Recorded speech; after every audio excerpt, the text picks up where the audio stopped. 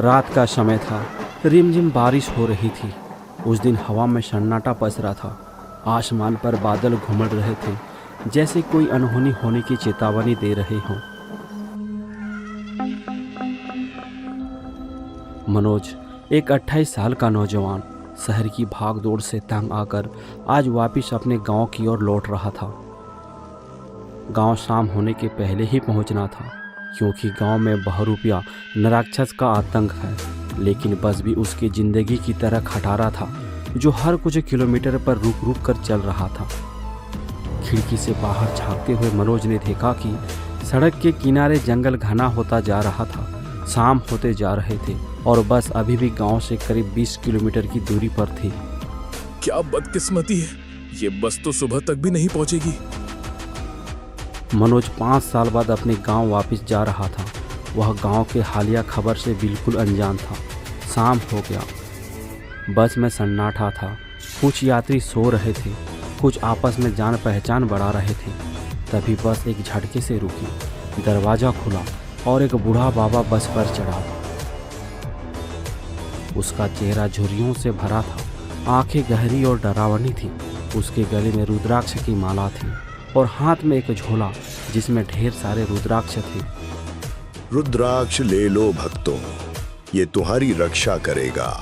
अंधेरे में जो छुपा है उससे सबको बचाएगा। यात्री बाबा को अनदेखा कर रहे थे। मनोज ने भी खिड़की की ओर मुंह फेर लिया, लेकिन बाबा सीधे मनोज के पास आए और रुक गए। उनकी आंखें मनोज को घूर रही थी, जैसे उनका मन पड़ रहा हो। तुझे इसकी सबसे ज्यादा जरूरत है बेटा, ले ले, ये तेरी जान बचाएगा। मनोज ने असहज होकर बाबा की ओर देखा। बाबा एक काला रुद्राक्ष उसकी हथेली पर रख दिया। उस रुद्राक्ष में एक अजीब सी गर्मी थी, जैसे कि वो जीवित हो। मुझे नहीं चाहिए बाबा, मैं इन चीजों में विश्वास नहीं करता। विश्वास करेगा बेटा, जब वो आएगा तब विश्वास करेगा। बाबा की हंसी में कुछ ऐसा था कि मनोज का दिल धड़क उठा।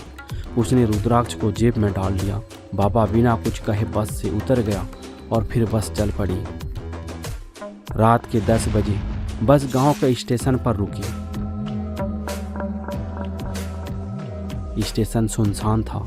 एक भी रिक्शा या टांगा नहीं था। मनोज का घर स्टेशन से अब भी 2 किलोमीटर दूर जंगल के भीतर था और उसे पैदल ही जाना था। उसने अपना बैग कंधे पर डाला और चल पड़ा। गांव की सड़क कच्ची थी और दोनों तरफ घना जंगल था। हवा में ठंडक थी, लेकिन मनोज को पसीना आ रहा था। कितना सन्नाटा है, कोई भी नहीं दिख रहा। पता नहीं, मुझे कुछ सही नहीं लग रहा। कोई बात नहीं, बस थोड़ी ही दूर और चलने के बाद मैं अपना घर पहुंच जाऊंगा। मनोज खुद से बातें कर ही रहा था कि तभी उसे लगा कि कोई उसका पीछा कर रहा है। उसने पीछे मुड़कर देखा, लेकिन वहां कोई नहीं था। सिर्फ पेड़ों की परछाई हवा में हिल रही थी। मनोज, रुक जा। मनोज रुक गया। उसका दिल जोर जोर से धड़क रहा था। उसने इधर उधर देखा, लेकिन अंधेरे में कुछ दिखाई नहीं दे रहा था। कौन है? क्या यहाँ कोई है? कोई जवाब नहीं आया, लेकिन अब हवा में एक ठंडी सी हिरन थी। मनोज ने जेब में हाथ डाला और रुद्राक्ष को छुआ। उसे फिर वही गर्मी महसूस हुई। उसने रुद्राक्ष को गले में डाल लिया और आगे बढ़ने लगा। तभी पेड़ों के बीच से एक काली परछाई उभरी। वो इंसानों की जैसी थी, लेकिन उसका चेहरा धुंधला था। उसकी आंखें लाल थी और वो मनोज की ओर बढ़ रही थी। रुक जा, मेरे पास आ मत। कौन हो तुम? परछाई रुकी नहीं। वो तेजी से मनोज की ओर आई, लेकिन जैसे ही वो करीब पहुंची, रुद्राक्ष में एक हल्की सी रोशनी निकली। परछाई चीखी और पीछे हट गई। उसकी चीख इतनी भयानक थी कि मनोज के रोंगटे खड़े हो गए। मनोज दौड़ने लगा। मनोज किसी तरह अपने घर पहुंचा। मनोज का घर पुराना था। लकड़ी का दरवाजा जर्जर था। उसने दरवाजा खटखटाया। पिताजी, दरवाजा खोलो, मैं मनोज हूँ, दरवाजा खोलो। अंदर से कोई जवाब नहीं आया। उसने फिर दरवाजा खटखटाया, लेकिन फिर भी सन्नाटा था। तभी अंदर से उसके पिता की डरी हुई आवाज आई। कौन है? रात को कोई नहीं आता। तू वो प्रेत तो नहीं? पिताजी, मैं आपका बेटा मनोज हूँ। दरवाजा खोलो, बाहर कुछ। लेकिन दरवाजा नहीं खुला। मनोज ने देखा कि घर की खिड़कियां भी बंद थीं और अंदर से कोई रोशनी नहीं आ रही थी। तभी उसे फिर वही फुसफुसाहट सुनाई दी। मनोज, तू मेरा है, आजा मेरे साथ आ। मनोज ने पीछे मुड़ कर देखा। वो परछाई वही थी, लेकिन अब और भी डरावनी हो गई। उसका चेहरा अब साफ दिख रहा था, सड़ा हुआ, आंखें खाली और मुंह से काला धुआं निकल रहा था। मनोज की सांसें अटक गई। उसने रुद्राक्ष को कसकर पकड़ा और जोर से चिल्लाया, तू मुझे छू नहीं सकता, ये रुद्राक्ष तुझे भस्म कर देगा। प्रेत की आवाज, उसकी हंसी जंगल में गूंज उठी। रुद्राक्ष कब तक उसके भरोसे बचता रहेगा? वो सिर्फ तुझे थोड़ा और जिंदा रखेगा। मनोज का शरीर कांप रहा था। उसने फिर से दरवाजा पीटा। पिताजी, क्या आप सुन रहे हैं? कोई तो दरवाजा खोलो, मैं मर जाऊंगा। अंदर से पिताजी की रोने की आवाज आई। मनोज, तू जिंदा है, लेकिन वो प्रेत तेरा रूप लेकर आता है। हमें कैसे यकीन करे? मनोज की हिम्मत जवाब दे रही थी। उसने सोचा कि अगर वो बाहर रहा तो वो परछाई उसे मार डालेगी, लेकिन घर वाले उसे प्रेत समझकर दरवाज़ा नहीं खोल रहे थे। तभी उसे एक पुरानी बात याद आई। गांव में एक बूढ़ी दादी ने बताया था कि गांव के पास एक पुराना मंदिर है जहां एक शिवलिंग है। वहां कोई भी प्रेत नहीं जाता। मुझे उस मंदिर तक पहुंचना होगा, शायद वहां मैं सुबह तक बच जाऊं। मनोज ने हिम्मत जुटाई और दौड़ना शुरू किया। परछाई उसके पीछा करने लगी। जंगल के रास्ते में पेड़ों की शाखाएं उसके चेहरे को नोच रही थी। मनोज अब भी जिंदा है क्योंकि रुद्राक्ष उसके पास है। हवा में चीखें गूंज रही थी, जैसे सारा जंगल उस प्रेत का साथ दे रहा हो। मनोज की सांस फूल रही थी, मानो कोई उसे पीछे से खींच रहा हो। लेकिन मनोज रुका नहीं। मंदिर कुछ ही दूरी पर था, लेकिन तभी और एक बड़ी घटना मनोज के साथ घटता है। तेज हवा का झोंका आया और मनोज के गले से रुद्राक्ष छिटक कर कहीं दूर गिर गया। हे ईश्वर, मेरी मदद कर, मुझे इन प्रेतों से रक्षा कर। मनोज ने भगवान का नाम लिया और वहीं गिर पड़ा। उस दिन मौसम भी आंख मिचौली कर रही थी। थमी हुई बारिश फिर से शुरू हो गई। मनोज ने खुद को संभाला और जैसे तैसे मंदिर के दरवाजे के पास पहुंचा और वहीं बेहोश हो गया। थोड़ी देर बाद उसे होश आता है। मनोज ने देखा कि उसके पास मंदिर के पुजारी बैठे थे। बेटा, तू बड़ा ही किस्मत वाला है जो इतनी रात यहाँ पर आया है। तू बाहर बेहोश पड़ा था, मैंने तुझे उठाकर यहाँ लाया है। पुजारी बाबा, वो प्रेत, वो आवाजें। अब तुम्हें डरने की कोई जरूरत नहीं है। अब तुम सुरक्षित हो। मैंने तुम्हारे शरीर पर अभिमंत्रित राख लगा दिया है। अब चाहकर भी कोई आत्मा तुम्हें नहीं छू सकता। आपका बहुत बहुत धन्यवाद बाबा। चलो बेटा, अब मैं तुम्हें तुम्हारा घर छोड़ देता हूँ। मनोज पुजारी बाबा के साथ मंदिर से बाहर निकला। कुछ दूर चलने के बाद उसे उसका वह रुद्राक्ष मिल जाता है। मनोज उसे अपने गले में पहन लिया। थोड़ी दूर जाने के बाद मनोज की नज़र एक पेड़ पर पड़ता है। उसने देखा एक बूढ़ा व्यक्ति पेड़ पर उल्टा लटका हुआ है और मनोज को देखकर मुस्कुरा रहा है। उसके मुस्कान बड़ा ही खतरनाक लग रहा था। अरे वो बेटा मनोज, मैंने तुम्हें क्या कहा था? अब तुम सीधा घर चलो। इधर उधर देखने की कोई जरूरत नहीं है। पुजारी मनोज को उसके घर के दरवाजे तक पहुंचाया। दरवाजा खटखटाया, पर अंदर से किसी की आवाज नहीं आई। अरे दरवाजा खोलो, बेटा मनोज आया है। जब साथ में है मानव तो क्या करेगा दानव। पुजारी की इन बातों को सुनकर दरवाजा खुलता है। दरवाजे के अंदर से एक अधेड़ उम्र के इंसान सामने आता है। वह मनोज के पिताजी थे। अंदर आ बेटा, जल्दी आ। मनोज के पिता ने दरवाज़ा खोलते ही मनोज को पकड़कर अंदर खींच लिया और झट से दरवाज़ा को बंद कर दिया। पिताजी, बाहर पुजारी बाबा हैं, वो अकेले हैं, उन्हें भी अंदर आने दीजिए। आपने दरवाजा क्यों बंद कर दिया? क्या पुजारी? तुम किस पुजारी की बात कर रहे हो? वही पुजारी जो पुराने शिव मंदिर में रहते हैं, जिन्होंने मुझे छलावा से बचाया है। ये क्या बात कर रहा है बेटा? उस मंदिर के पुजारी? वो तो कब के गुजर गए, 2 साल हो गए हैं। उनकी रहस्यमय तरीके से मौत हो गई थी। अपने पिता के मुंह से यह बातें सुनकर मनोज का पूरा शरीर डर के मारे कांपने लगा। उसके पैरों तले मानो जमीन खिसक गया हो। उसे यकीन नहीं हो रहा था कि उसके साथ अभी अभी जो आदमी चलकर उसके घर तक आया था, उसकी मौत 2 वर्ष पहले ही हो गई थी। ये आप क्या कह रहे हैं पिताजी? उन्होंने तो मुझे बचाया और घर तक लाया है। ऐसा नहीं हो सकता बेटा। जरूर वो महादेव होंगे जो तुम्हें बचाकर यहाँ ले आए हैं। पिताजी मनोज को लेकर पूजा कमरे पर आते हैं और महादेव की पूजा करते हैं। मनोज को कुछ समझ में नहीं आ रहा था कि उसके साथ ये क्या हो रहा है। बार बार उसका ध्यान उस प्रेत आत्मा और पुजारी की बातों पर जा रहा था। पिताजी, आपने मेरे लिए दरवाजा क्यों नहीं खोला? बेटा, वो प्रेतात्मा बहरूपिया है, छलावा है। वो किसी का भी रूप लेकर घर के अंदर प्रवेश करता है और लोगों को उठाकर ले जाता है। अगले सुबह उसकी लाश जंगलों पर मिलता है।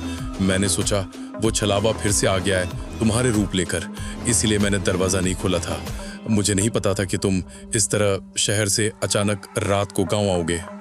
लेकिन अभी तो आपने दरवाजा खोला था, तो पहले क्यों नहीं खोला आपने? पिताजी, आप पहले भी तो दरवाजा खोल सकते थे। हमारे गांव में हमने एक नियम बनाया है, जब साथ में है मानव तो क्या करेगा दानव। जब भी कोई ऐसा कहता है तभी हम दरवाजा खोलते हैं। हाँ, मुझे याद है, पुजारी बाबा ने भी यही कहा था। आपका बहुत बहुत धन्यवाद भगवान, आपने मेरे लिए 2 बार आकर मेरी रक्षा की है। ये क्या कह रहे हो बेटा?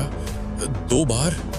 हाँ बाबा, जब मैं शहर से गांव की ओर आ रहा था, तभी बस में एक बाबा ने मुझे ये रुद्राक्ष दिए थे। इसी रुद्राक्ष ने मेरी जान बचाई। उसके बाद जब ये रुद्राक्ष मेरे से छूट गया था, तब मंदिर के बाबा ने मेरा जान बचाया। तुम बहुत बड़े किस्मत वाले हो मनोज, वरना आज तक कोई यहाँ जिंदा नहीं बचा।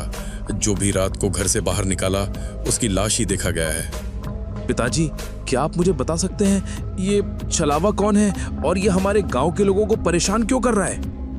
ये तो मैं भी नहीं बता सकता बेटा। इसका जवाब तो वहीं जाकर ही पता लगाया जा सकता है। कहाँ पिताजी? जंगल के बीच एक पुराना नीम का पेड़, कहते हैं वहीं पे ये सारी आत्माएं बसती हैं। मनोज जिज्ञासु था। पुजारी की बातें सुनकर उसका नींद ही उड़ गया। बार बार उस नीम के पेड़ के बारे में सोच रहा था। पता नहीं क्या सच्चाई है उस नीम के पेड़ की। अचानक उसके मन में एक ख्याल आया। अचानक मेरा गांव का आना, बस में उस बाबा का मिलना, मंदिर में पुजारी का दिखना, ये एक महज इत्तेफाक नहीं हो सकता। जरूर इसके पीछे कोई उद्देश्य हो सकता है। शायद मैं उन भटकती आत्माओं की मुक्ति दिला सकता हूँ और इस गांव की रक्षा कर सकता हूँ। मनोज बिस्तर से उठ जाता है। हाथ में एक पुरानी लालटेन लेकर मनोज जंगल की ओर चला जाता है। घने जंगलों के बीच मनोज अकेले ही चला जा रहा था कि तभी दूर रास्ते के बीचों बीच उसे कुछ दिखाई देता है। शायद कोई बूढ़ा व्यक्ति जिसके सिर पर कुछ काले कपड़े ढके हुए थे। जैसे जैसे मनोज उसके पास जा रहा था, उसके रोंगटे खड़े होते जा रहे थे। कुछ दूर जाने के बाद वह साया गायब हो जाता है और फिर अचानक मनोज के सामने आकर खड़ा हो जाता है। कौन हो तुम? रास्ता क्यों रोक रखा है? क्या तुम्हें अपनी जान की कोई परवाह नहीं है? 2 बार बच गए, अब नहीं बचोगे। काल तुम्हारा इंतजार कर रहा है। जब संग में हो महाकाल तो क्या करेगा काल। जय महाकाल। मनोज ने महाकाल का नाम लेकर डंडे को जोर से जमीन पर पटक दिया। तभी उस साया के सिर से कपड़े हट गए। मनोज ने देखा सामने कोई और नहीं, मंदिर का पुजारी था। वही पुजारी जो कुछ समय पहले उसने मनोज की जान बचाई थी।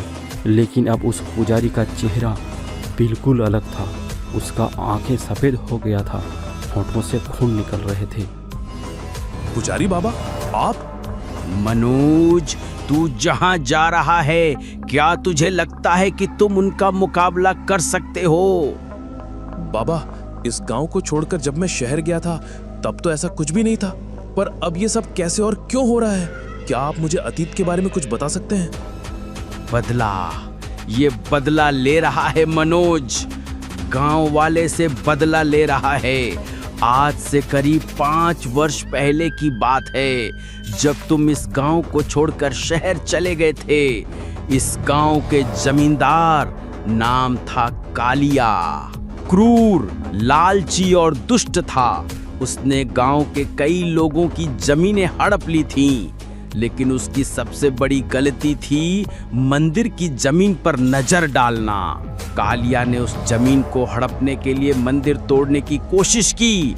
उसने मंदिर के पुजारी यानी मुझको भी मार डाला।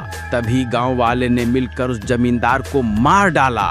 तब से उसका आत्मा बहरूपिया बनकर, छलावा बनकर इस गांव के लोगों से बदला ले रहा है।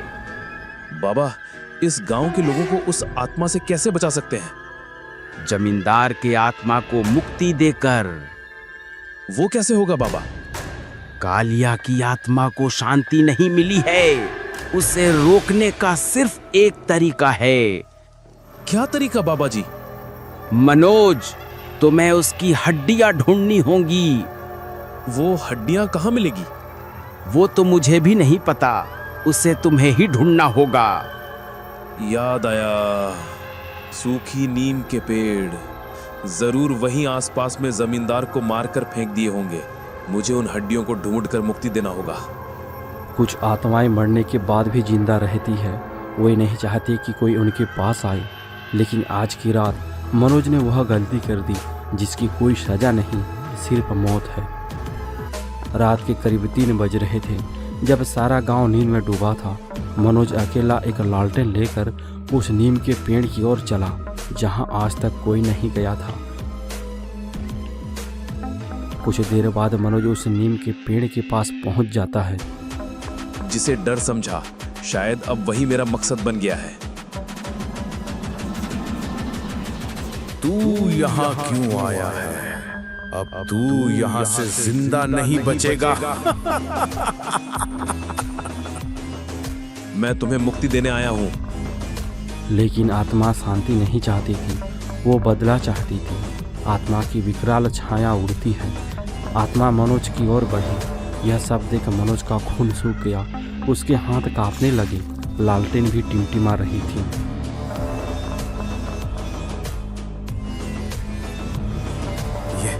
ये माला, ये मुझे जला रही है। इस माला को फेंक दे।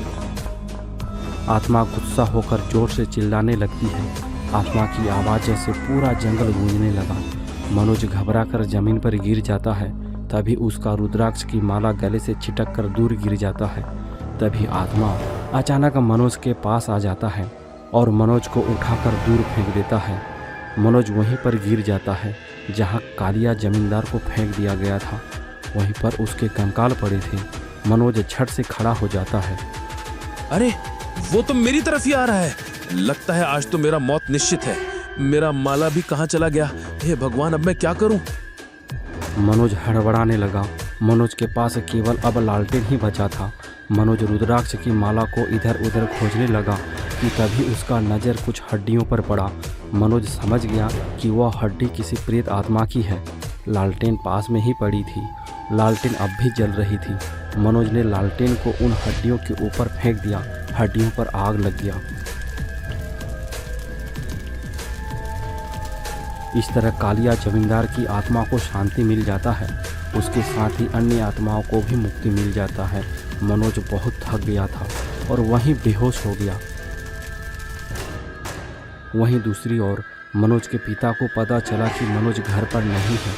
सुबह होते ही उसने गांव वालों को लेकर जंगल की ओर निकल पड़ा। गांव वाले मनोज को खोजते खोजते उस नीम के पेड़ के पास पहुंच जाते हैं। उन्होंने देखा कि मनोज बेहोश पड़ा हुआ है। गांव वाले ने मनोज को जगाया। अरे बेटा मनोज, तू यहाँ क्यों आया था? मैंने तो तुझे मना किया था ना। पिताजी, देखो, मुझे कुछ नहीं हुआ, बल्कि आज के बाद कोई छलावा गांव में नहीं आएगा और किसी की जान नहीं जाएगी।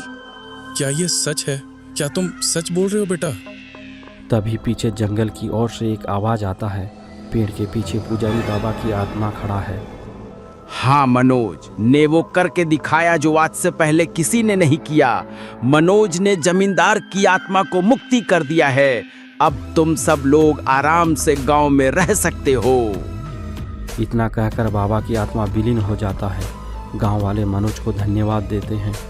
अब यह गांव भूतिया गांव नहीं रहा। गांव में पहले की तरह अब खुशहाली आ गई। सब लोग मिलजुल कर साथ में रहने लगे और सब अपने अपने काम में व्यस्त हो गए।